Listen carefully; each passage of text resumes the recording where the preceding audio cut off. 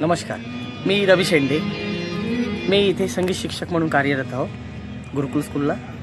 आणि माझ्याकडे आत्ताच नुकताच गुरुपौर्णिमा संगीत महोत्सव साजरा करण्यात आलेला आहे. त्यामध्ये मुलांनी तबला वादन, हार्मोनियम वादन, बासरी वादन आणि गाणेसुद्धा सादर केले. तर माझं आपणास एकच विनंती आहे की आजच्या धकाधुकीच्या युगामध्ये मुलं भरकटत चाललेले आहे आणि त्यांना कुठेतरी आवर घालण्यासाठी हा एक संगीत एक चांगला माध्यम आहे, ज्यांनी मुलाला चांगले संस्कार दिल्या जाईल आणि विद्यार्थी चांगल्या पद्धतीने घडल्या जाईल. आणि त्या माध्यमातून विद्यार्थी हा संगीतामुळे अभ्यासामध्ये सुद्धा चांगला रिफ्रेश होऊन कार्य करू शकतो. आणि एवढंच नाही तर संगीताच्या माध्यमातून जर संगीताच्या 3 परीक्षा दिल्या तर इयत्ता 10वीमध्ये बोनस म्हणून युनिव्हर्सिटीकडून 10 मार्क्स दिले जाते. तर त्याच्यामुळे त्या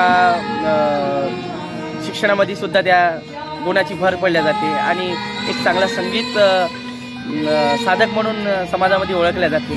म्हणून विद्यार्थ्यांना माझी एक विनंती आहे की त्यांनी जर संगीताकडे वळले आणि संगीताचं प्रशिक्षण घेतलं तर पुढील जीवनामध्ये त्याला फार मदत होईल. सोबतच शाळेमध्ये केंद्रीय विद्यालय, नवोदय विद्यालय या जागी गव्हर्नमेंटच्या जागा भरल्या जाते. सोबतच पोलीस भरतीमध्ये बँड पथकाच्या जागा भरल्या जाते. त्यामध्ये सुद्धा संगीत हा विषय मागितले जाते बँड पथकासाठी आणि भविष्यात चांगला कलावंतसुद्धा तो घडू शकते. म्हणून मी जनताच एवढंच सांगतोय की जर विद्यार्थ्यांना शालेय शिक्षणासोबत जर सर्वांगीण संगीताची जोड दिली तर फार चांगलं विद्यार्थी अजून पुढे वाटचाल करू शकतो. सर शेंडे सर, माझा एक प्रश्न आहे की जेव्हा मुलगा जन्माला येतो त्याच्यानंतर काही वर्षातच आपल्याला मुलामध्ये काय सुप्त गुण आहे ते लहानपणापासूनच कळायला लागतात. तर सुप्त गुण हे बाहेर निघालं पाहिजे. विद्यार्थी म्हणा किंवा व्यक्ती म्हणा, ते सुप्त गुण काढण्यासाठी स्टेज डेअरिंग नसतो किंवा इतर गोष्टी असतात. त्यासाठी तुमच्यासारखे शिक्षक लोकांनी ते विद्यार्थ्याचे सुप्त गुण ओळखले पाहिजे आणि ते बाहेर काढले पाहिजे.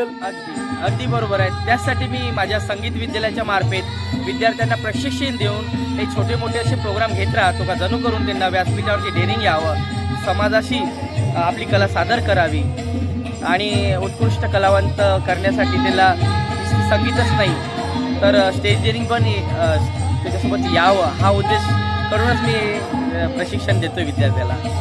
त्यासोबत माझ्याकडे तबला, हार्मोनियम, बासरी, गिटार, गाणं, बँजो आणि ऑक्टोपॅड असे मी क्लासेससुद्धा घेतोय. आपल्यासोबत होते आता शेंडे सर, जे संगीतचे शिक्षक आहेत.